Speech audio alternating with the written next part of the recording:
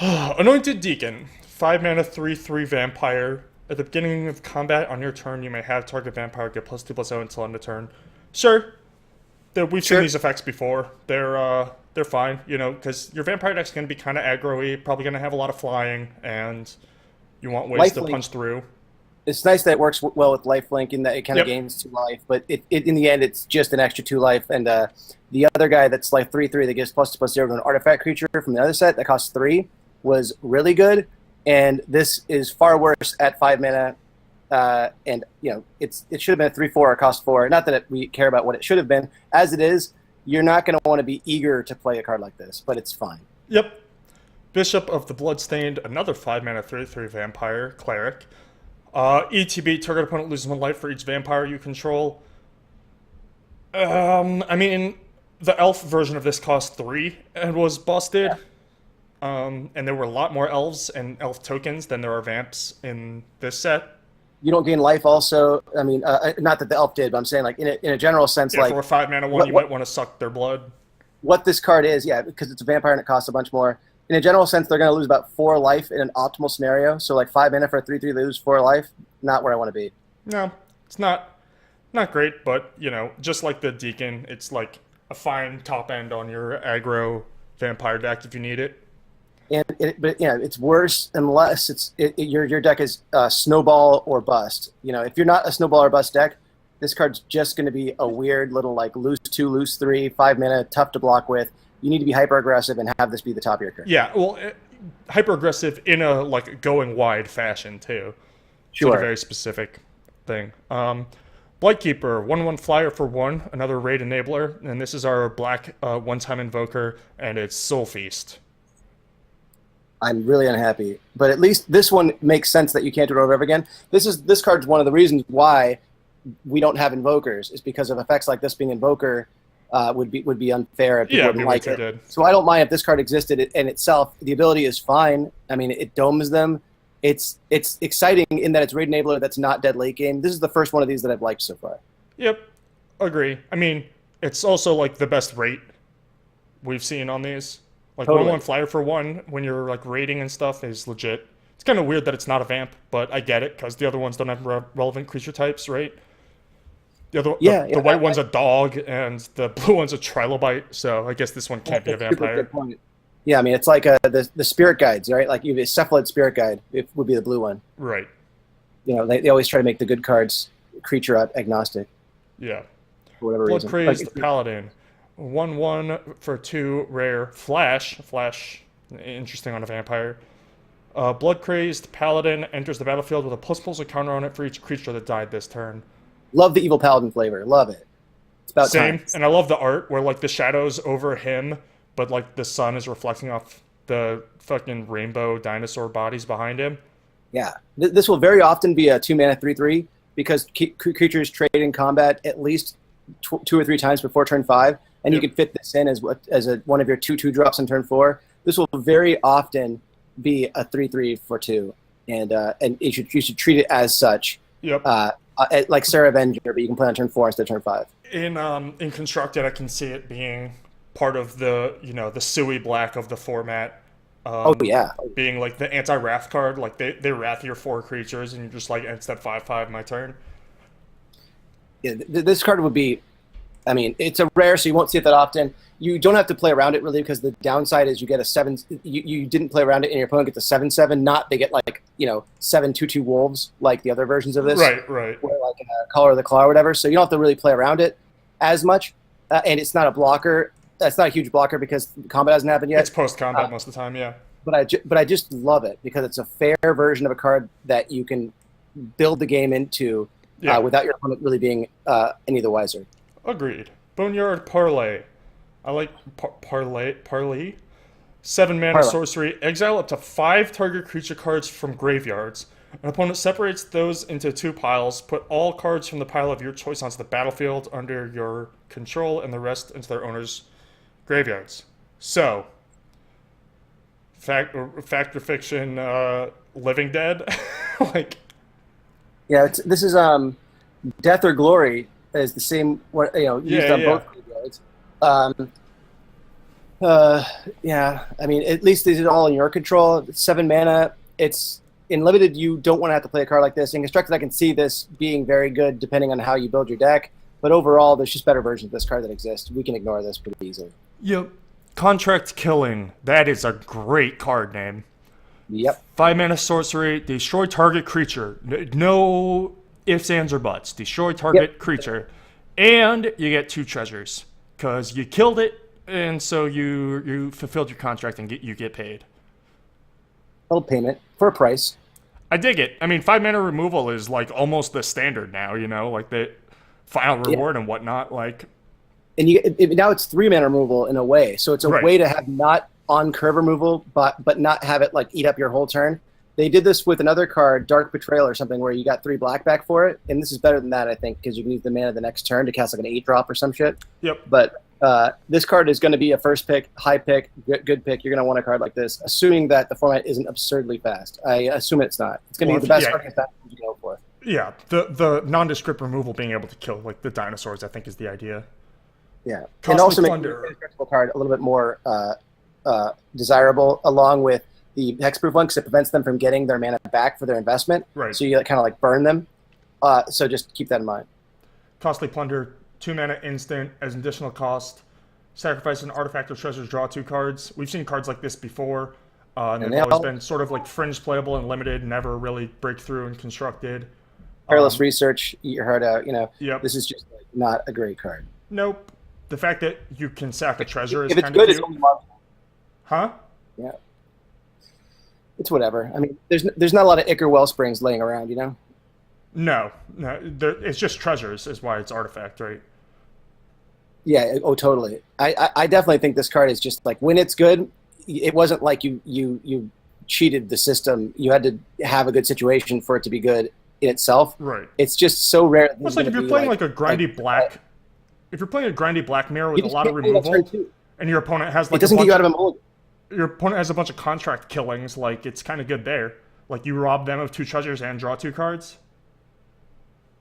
Well, plus 1. Oh, I see what you're saying. Oh, as like one of the things I was talking about, where like hexproof and this like get them from not being able to untap. So it's like an anti-blue countermeasure for the cards that use that. Yeah. But at the same time, I mean, that's the only time I use. That's the only time I use the other ones. These cards are not mulligan savers, and that hurts bad. Agreed. So know that this is like if you'd play a 4 mana draw 2, that'd be like the same thing as playing a card like this. Like your deck better want that card advantage more than it needs an effect like this. Yeah. Dark Nourishment, 5 mana instant, drain a creature or player for 3. Sure. Yeah. I mean, Essence Drain was great in core set, and that was sorcery speed, this ability.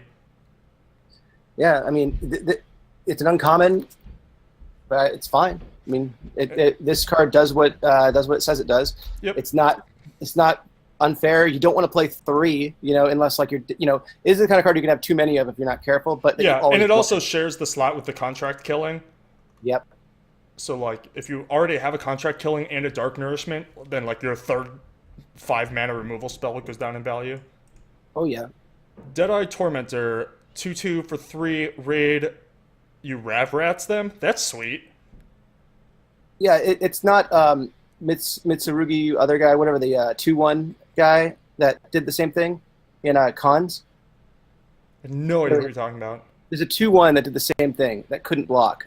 2/1 for 1 black and 1. If you raided the discarded card, I'll look it up. Okay. It was a very. I think Rav Ratsing people is like pretty busted right now because everything costs so much and is so powerful. Mardu Skullhunter. There you go.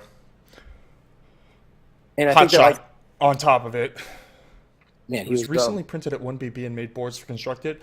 Yeah, the Essence Dream thing, but I don't think that hit players. That was creatures only, and it saw fringe sideboard play. This one costs almost twice as much. It's not going to be constructible. It's definitely not constructible. Even if the other one was, that was a weird situation. Yeah. Deadeye Tormentor, I like a lot, though. Actually, that's not a weird situation. It's good at 3 mana in constructed, but 5 mana is just far too much. Yeah. Deadeye Tracker, 1 mana, 1/1, pirate. 1B tap, exile 2 target cards from an opponent's graveyard. Data Tracker Explorers. Ooh. Corpse Hunter the set. I like Or it. Corpse Breaker. It's like it's like fine. Scavenging Ooze or whatever. Yeah, it's not as explosive late game, but Right. it's a nice card that turns on raid that isn't dead that will draw you a few cards if they don't kill it. Yeah, I like it a lot. It's nice. Deathless Ancient, 6 mana 4/4 vampire, flying. Tap 3 untapped vampires you control. Return it from your graveyard to your hand. This is the sweetest card I've ever seen. I love Yeah, it. this is this is gonna be like your payoff for being Yes. like your vampire mid-range deck. This is the Supreme Inquisitor I can get behind. This is like the tribal enabler this is the branch bender of the decks, you know, like where you get payoffs Yeah. that no one else can use. This is a 6 mana 4 flying, so maybe everybody would want to pick a card like this. It's like a little bit underpowered, but they'll play it. So I wish it was a little bit more expensive or worse, because then I'd get it for my vampire deck. But as it's written, vampire decks are just like drooling over a card like this. Having that inevitability allows them to play these shitty 1/1s and 2 mana 1/3s, and now Yes. they get to not feel stupid about it later. It's wonderful. This card is beyond a first pick. Probably better than most of the rares for a vampire build. Yeah, well, it's a total flagship card, right? Like, it's one that if you get it third, then you know vampires are open, and you just dive right in. AJ has like an expert analysis on this that I didn't consider. Yeah, in draft, you get a lot of information when you get this late. Yeah. Desperate Castaways, 1B, 2/3 human pirate, but can't attack unless you control an artifact. You better be making a lot of treasures, or be real defensive. It can still block. Like, that's kind of sweet. This is a scroll keeper, you know. Yeah. The anomalous scroll keeper. It's got pseudo defender instead of pseudo disability, you know. So if you need 3 toughness more than you need raid, then you'll get this card 12th pick. This is another card that will table if you want it to. If you are picking in your draft and you passed 2 of these, you can afford to trend more defensive, knowing that you'll get these cards later. Yeah. And it looks as though 3 toughness is pretty relevant. Like a lot of cards have 2 power in this set. The 2/2 draw a card, the 2/2 discard a card. There's a lot to a lot of Goblin Pikers. Totally. And I think that means that this card will have more value than people will give it credit for, and you will have an edge if you consider this to be playable, and that you'll get it back after you're drafting and it tables, and you'll get it like 11th to 12th pick, and it'll guide a lot of your early picks so you can have a really well-rounded, well-directed defensive deck, if that's what you're into. But if you're trying to go aggressive, don't rely on this fucking card. Yep. Agreed all around. Speaking of Goblin Pikers, Dire Fleet Hoarder is a black pirate piker. When it dies, you get a treasure. Super on board. Yeah. It's not exactly the other one, the one that makes a 1/1 Eldrazi Scion when it dies. No, or the one that manifests, the 1/1 for 2 that manifests. Yeah. That card was busted. Worse than both of those. However, this card is still fantastic. Yep, and it's something that, like, if you need raid on turn 5 and you have to throw away a creature, like, you're happy to throw this thing, into the volcano. That's a great point too. In that, if you haven't drawn your raid card yet, you might forget about it. But you want to make sure that you don't trade this card willy-nilly if you want to be able to turn on raid, but your deck isn't aggressive in its own right. This is a defensive card and a raid enabler in one, which is hard to get. Yup. Dire Fleet Interloper, 4 mana 2/2 menace, ETB Explorer. Yeah, great. Yeah. So, nothing wrong with this card, except that it's expensive. It reminds me of the Future Sight 1 green and 3 for a 2/2 scry 2, and then put the creatures in your hand. Sure, yeah. In that you don't want too many, and you better want an effect like this. It's just fine, but you're going to play this 1 out of every 2 sealeds. Well, it's also, Menace is just a good raid enabler, because either they can't block, or one of the things they have to block with to get up to 2 blockers you can trade with. This doesn't just get stonewalled by a 3/3. So, like, you get to draw a card and then activate raid, or you get a 3/3 Menace, which is a legit threat to, just win games. Yeah, but it's like Gravedigger, where you can go wrong with playing a good card, so just keep your eye out. Yep. Dire Fleet Ravager, 5 mana 4/4 Menace Death Touch. Jesus. All right. Orc Pirate Wizard. Let that sink in. Player loses half of their life. Sorry, third of their life. A third of their life rounded up. Third is kind of random, but it's pox. This is fine. This thing's fucking huge. Yeah, it's beefy, and it's an orc pirate wizard, which is like pretty close to like Warcraft 2. Like Yeah, this set's starting to exactly. look more like Warcraft 2. He looks like he's Kratos from whatever that game series is called. Yeah, Kratos, Gogo, and like Thrall. You know? Yeah. Yeah, I'm on board. I mean, it's a mythic, I think.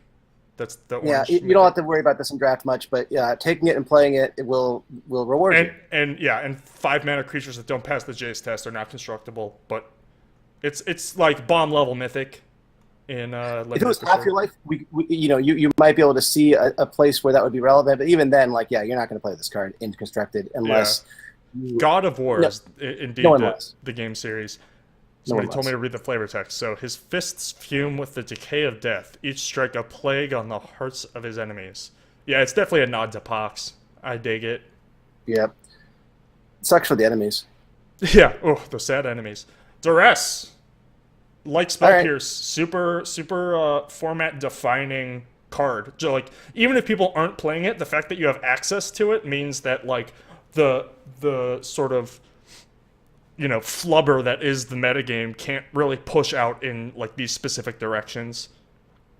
I think Duress is the fairest version of Thoughtseize that every format could have, and I'd be okay with. Duress is the version of the card that, like, yeah, sure, go ahead and play it. But the ones that target creatures, planeswalkers, and Thoughtseize in general I'm always scared of. Yeah, well, Thoughtseize is just stupid. Like, they're just way too powerful. But Duress is like any which way. It's like if this card is good against me, it's because I built my deck knowing that was a liability. Yep, exactly. Ugh. Also, this stretches the definition of duress in a way I don't like. Like, this doesn't feel like duress in the typical sense. It's more like helpless. Yeah, I'm under duress because of the scenario, not because I'm being duressed.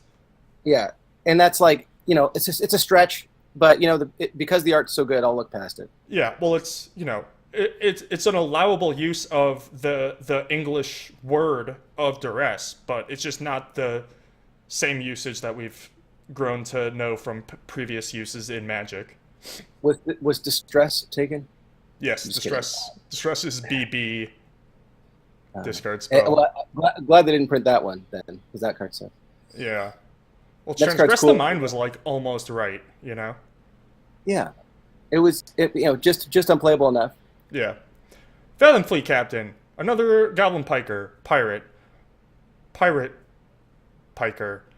Yeah, this card's fine. This card's good. Yep. Menace on a cheap creature, another raid enabler. And whenever it attacks, if you control another non-token pirate, you can pay 2 and just make a fucking pirate with Menace itself. Let's go. Yeah.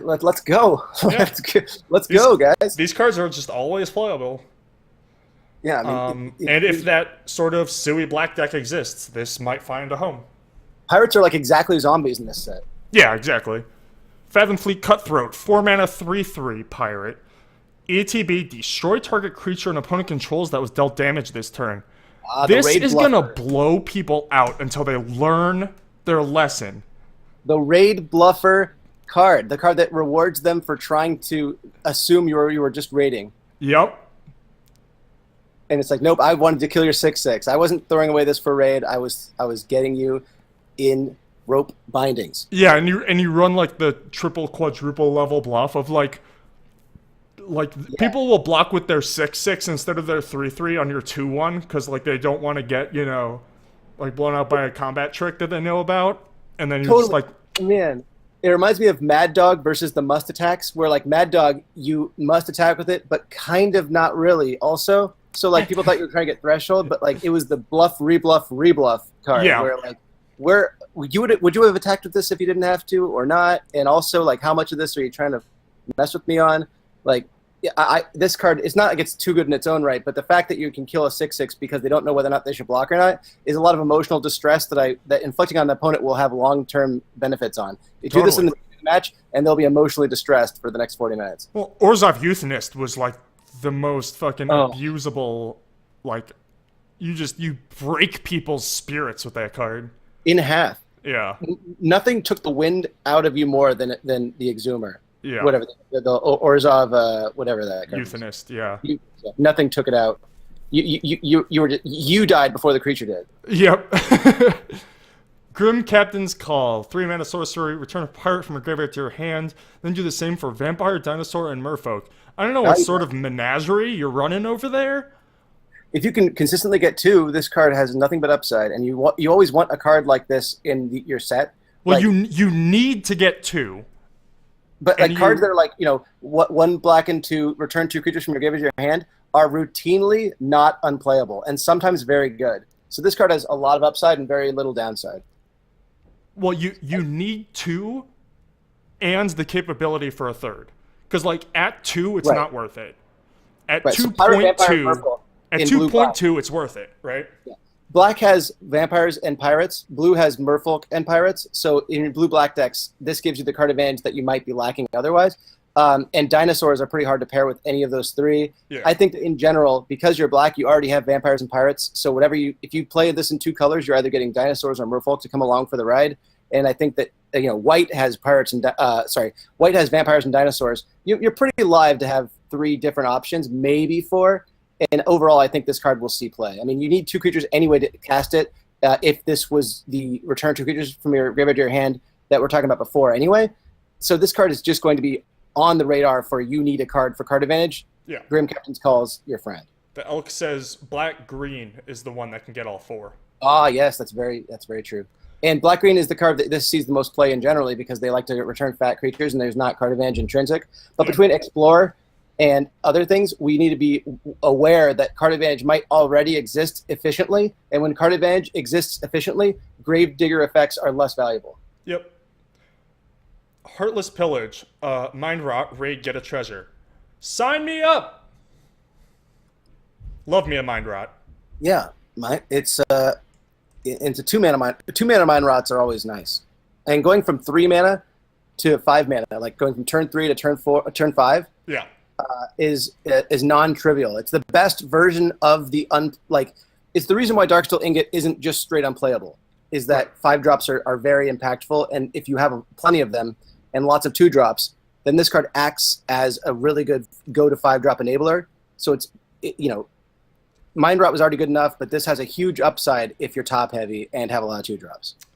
Yeah, 3 is like that sweet spot because like it's kind of hard to fill your deck with 1-drops to get the 2-drop raiders, but you're gonna have 2-drops no matter what, and it's gonna be really hard for them to play something on their 2 if you're on the play or their 3 on if you're on the draw that can like prevent you from attacking full stop, and then you just go off.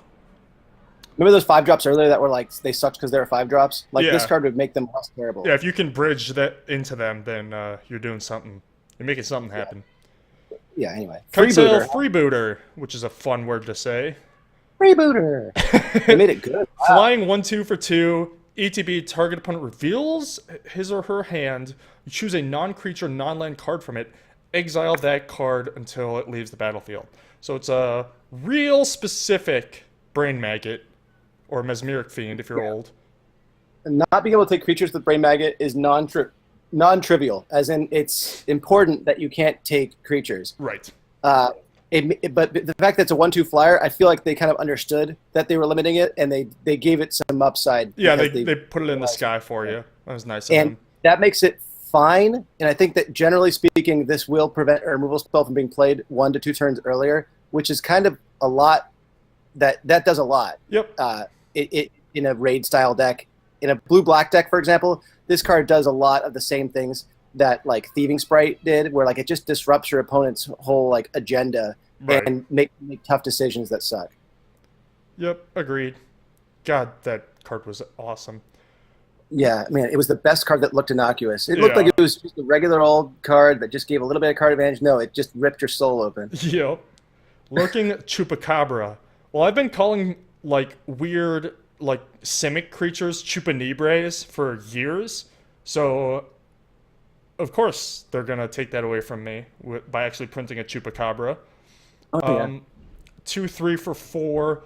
Whenever a creature you control explores, you neg2 something. That could be good. I mean, they print almost exactly this card in a freakishly common rate for every single thread, for every single set where they have a theme at all. Yep. Like you have the enchantment version. I think there's an artifact version. This one's get past that breaking point, it's like busted. play this and then play two explore guy, regular guy, explore guy, regular guy, explore guy, regular guy. Yeah. That's not too uncommon of a situation. That's like not uncommon at all. That could definitely happen, and you should keep your eye out. And your explore cards intrinsically help you find more explore cards too. You'll probably have half as much access to explore than you had to cycling, but this payoff doesn't require mana, and it's huge. Yep.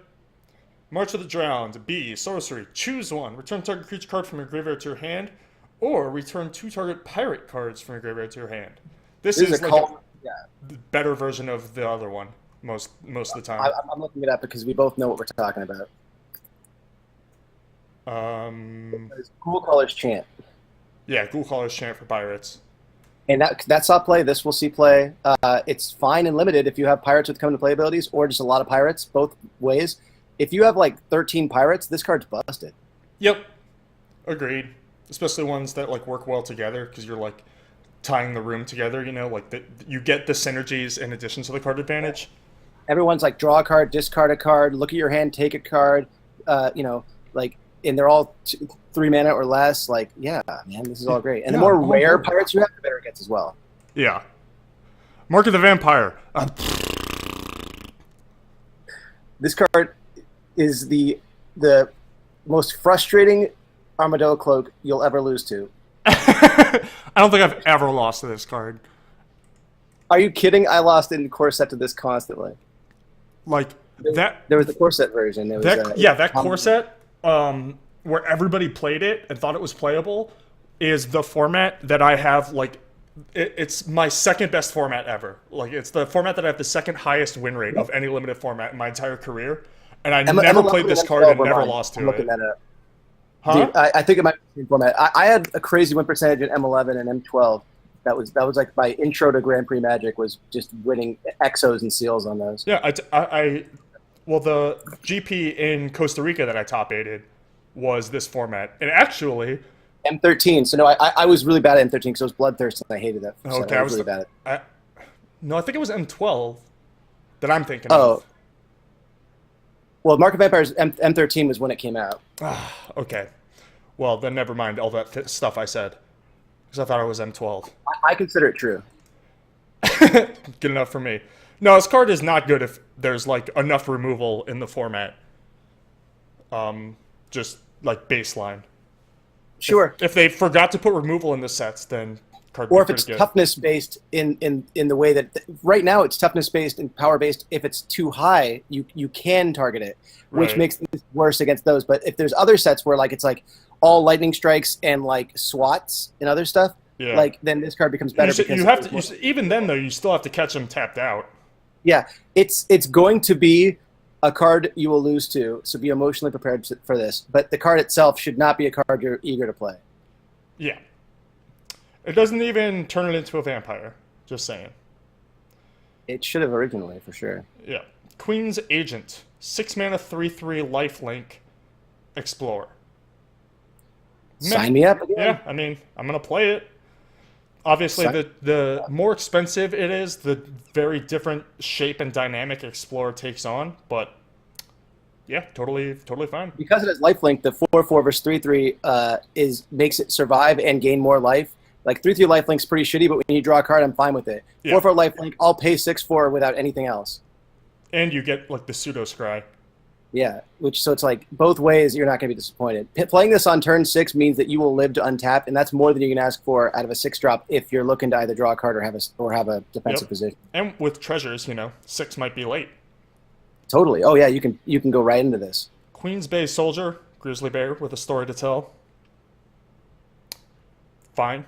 Raider's Wake, 4 mana enchantment. Whenever an opponent discards a card, that player loses 2 life. Raid, at the beginning of your end step, if you attacked with a creature this turn, target opponent discards a card. Haunted of Night's Reach got an upgrade. Yeah, Haunted of Night's Reach got a fucking rack stapled to it. Yeah, alright. I mean, this is fine. Or Megrim. This is the fine card. I don't want to play it in limited, but I could imagine a deck where this is really, really good. It reminds me of that Cons card where it gets +1/+0, and if a warrior does damage, you lose a life, draw a card. Yeah. Where, like, I mean, this is worse than that, but it's not unplayable. Like, this card has a place. This is the good version of that blue mill enchantment.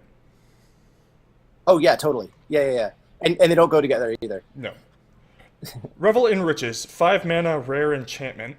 Whenever a creature an opponent controls dies, get a treasure. At the beginning of your upkeep, if you control 10 or more treasures, you win the game. That seems not like pretty reasonably easy to do. 10 is not a huge number for like some of these making 2. But the abilities, if you couldn't win the game with treasures, the first ability like is very, very bad. Like it's not. Yeah. It's not worth 5 mana to just like make 3 treasures throughout the game. Like a P5 draw card, you know, like they need something else. As the card exists currently, I'm not ready to say it will never win a game, but it's pretty narrow. It should cost like 2. Yeah. It should cost like 2 or something. 5 is crazy. That's too much. That's too much, man. Yeah, they would have to cost this card so that you would be willing to play it for the first ability. Oh, apparently there's a blue-black counterspell that creates X treasures, like blue-black X.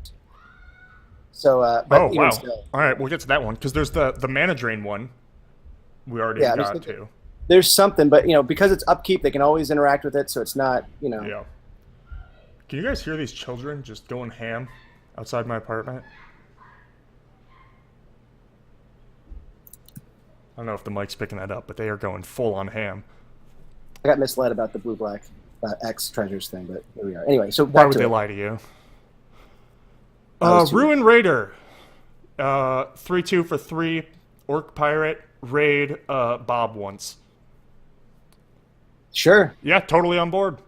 It's weird that this is a rare. Feels like an uncommon, but 3/2 Pirate. This is actually a really cool. Oh wait, it's at the beginning of your end step. I thought it was ETB. Which is similar for the first time, but better, of course, long term. And it makes March of the Drowned, again, these kind of cards make March of the Drowned an auto-include and sealed, and a card you'll want to pick up and draft by tabling it. Like, these rare pirates are the reasons why March of the Drowned is not unplayable. Like, it's just on the map with a lot of these early card advantage pirates.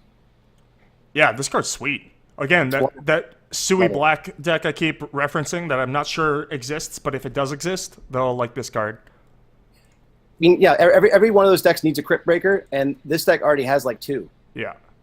Ruthless Knave, another 3/2 for 3 Orc Pirate. 2B, sack a creature, create 2 treasure tokens, sacrifice 3 treasures, draw a card.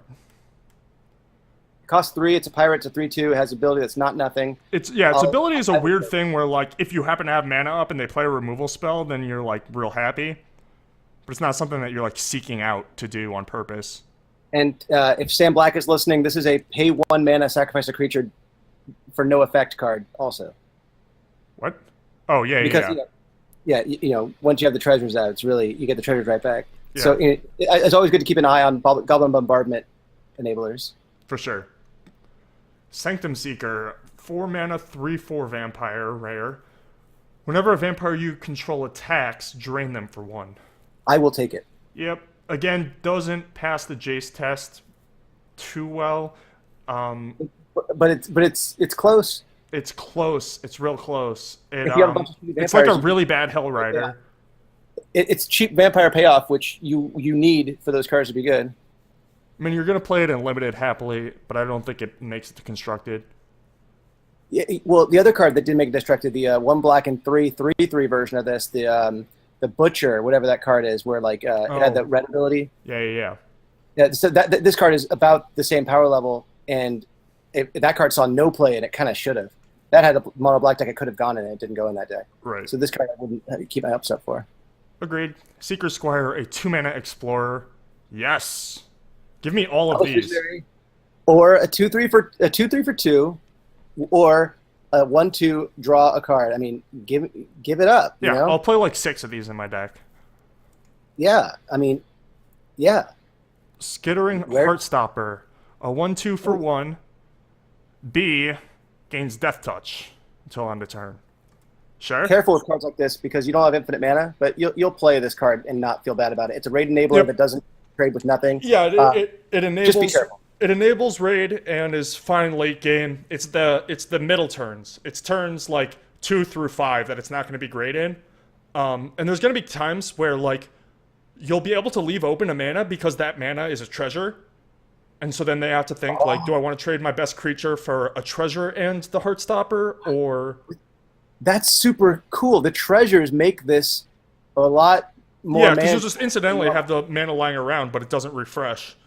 Other examples of this card require you to kind of waste a mana every other turn, leaving it open. But treasures, man, that is kind of cool. Yeah, I agree. I think that's a really cool way that this effect that we've seen before has a new face. I'd like to point out that Secret Squire has no relevant creature types, which is interesting because it would be too good otherwise. All the explorers are scouts, I think, or most of them. This is a human scout, and most of them are like, yeah, I'll have to go back. I think they're all human scout. I will a bunch see. of them were, because I was like, why the fuck aren't these pirates, or aren't these vampires? The 4-mana menace one is a human pirate. The lifelink one, the queen, is obviously a vampire. But the like 5-mana one with vigilance, Siren pirate, the 1/2 flying blue one. So that was the first one I think that doesn't have like something relevant about it. Yeah. Human pirate for 5 for the 3/4. Oh, that's just for treasures. Anyway. The white one, the 3/3 Vig that can be a 4/4 was a human scout, I think. Yeah, I think just like half of them are just human scouts, which is weird, but makes sense. That 1/2, I'm glad isn't a pirate. Not because I think it'd be too good, but it would just be annoyingly good. It would be one of those cards that it'd be like, oh, geez, they really pushed this one. Yep. Skullduggery, which is a fucking amazing card name. I love it. Be instant until end of turn. Target creature you control gets +1/+1, and target creature an opponent controls gets -1/-1. Sweet. Good combat trick. You can just cast it as they get -1/-1. Like, you can just kill their 2-drop or whatever. Or it can be a sweet combat trick, or it can be one of those double combat tricks, like fucking Grim, whatever that card was. It does suck that you have to have a creature in play to target their 2-drop. Yes, that is true. So keep that in mind. It's not a removal spell in that strict sense. It's more like a combat trick than a removal spell. But in that light, like I'm used to being happy paying 2 for this effect. Yes. So, well, it's a combat trick like 70% of the time, and then it's a removal spell 15% of the time, and a double combat trick 15% of the time. You know. Yeah, and it could save your creature. I mean, like, yeah, it's nothing wrong with this card. Nope. Just don't play like 5 of them. But this card's good. Yep. Skymarch Bloodletter, and again, I pointed out a couple times, but these cheap tricks with treasures are just get so much value. Because they're not like, oh, he left up a B. It's like, oh, well, he has 2 treasures. A lot of 1-drop tricks. More than usual. More than usual what? More than usual 1-drop tricks across colors. Yeah, well, I think it is because... I think so, too, and that's great. Cute interaction, yeah. Skymarch Bloodletter. 2/2 flyer for 3. ETB drain for 1. You got me. I'm into it. It's a vampire. I mean, it's not a pirate. I don't hold it against it. It helps raid. It kills opponents. Flies, that's a Windrake if I've ever seen one. Black does not get Windrakes of this nature ever. No, this is a real good Windrake. Make you lose 2 life when it came into play. Yeah, you used to have a debilitating drawback. Yeah, like between this and like 2 mana, 2 hastes for red without drawbacks, like this is not the Magic I recognize, but I don't mind it. No, I'm not complaining. Spreading Rot, land death, no thanks. Yeah, too much. Sword Point Diplomacy is probably my second favorite card name after Skullduggery. I think Ruben tweeted that, and I was like, yep, those are the 2 best ones. Sword Point Diplomacy. Black has a ton of cool names. Yeah. Yeah, pirates are just sweet. The best. Sword Point Diplomacy is a 3-mana sorcery. Reveal the top 3 cards of your library. For each of those cards, put that card into your hand unless an opponent pays 3 life, then exile the rest. A fixed browbeat is still bad. Yes. Punisher is not good, and this is no exception. Yeah, Vanquish, they'll pay the 9 life. Huh? They'll pay the 9 life. They'll pay the 9 life, and you'll be on a mulligan to 6 without a turn 3. Yep. Vanquish the Weak is a fucking amazing art. Destroy target creature with power 3 or less at instant speed. Again, the like cheap and instant speed removal does not kill the dinos. Right. But is good, and you'll still play it. But I don't. Mark of the Vampire trumps this card, so just keep that. I'm just kidding. Vicious Conquistador. B1/2. Whenever Vicious Conquistador attacks, each opponent loses 1 life. Pulse Tracker, eat your heart out. Yep. If that, Sui Black Vampire deck exists, this will be one of the more annoying cards that it absolutely plays 4 of. This is the weakest version of the cards that would be necessary to make this deck, though. Like, the fact that it has 1 power means it's easily blockable without the blocker dying.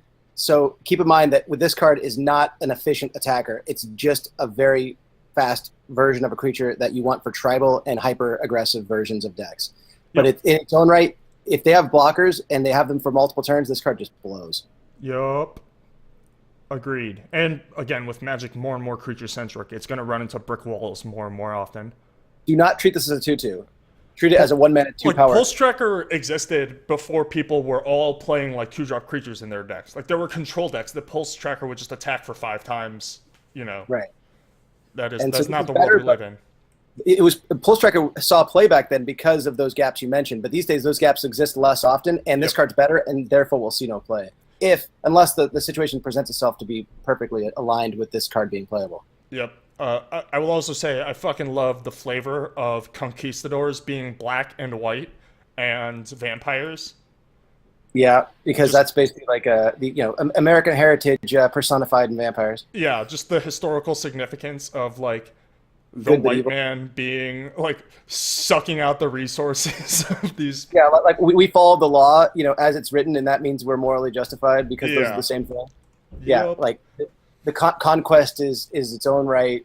Gold makes the rules. All that. I think the conquistadors specifically were like Spain and Portugal, so maybe not super white, but the flavor holds. I should say less American and more Europe, more European. Like oh my god, a bunch of free shit everywhere that's owned by people that don't. Let's fucking take it. A bunch of free shit everywhere really sums up like a lot of the like Middle Ages and colonialism. Trade. I'm just gonna get a bunch of people. Yeah.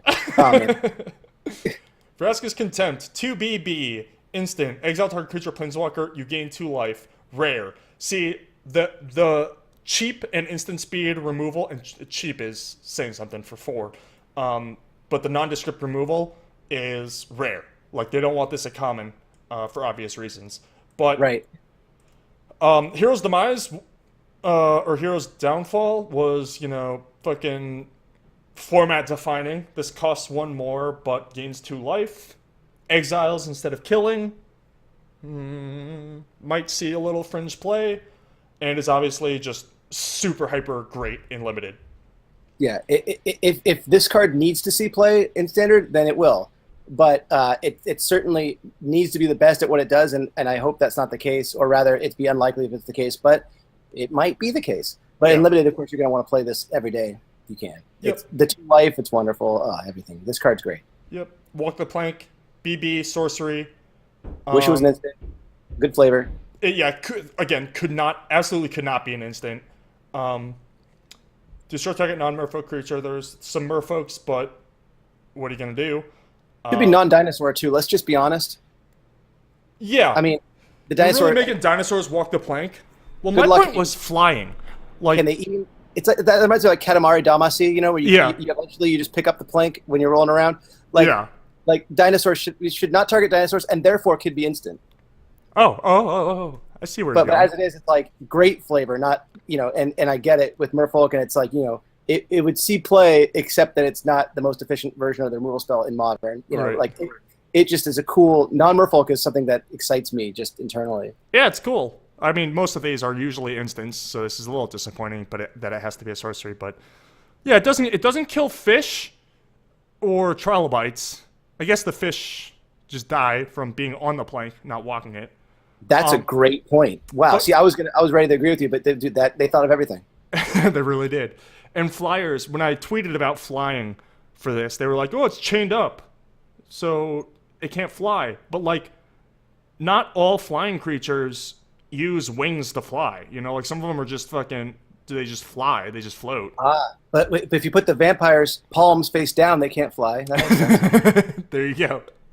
And that's why I can kill vampires. Full circle.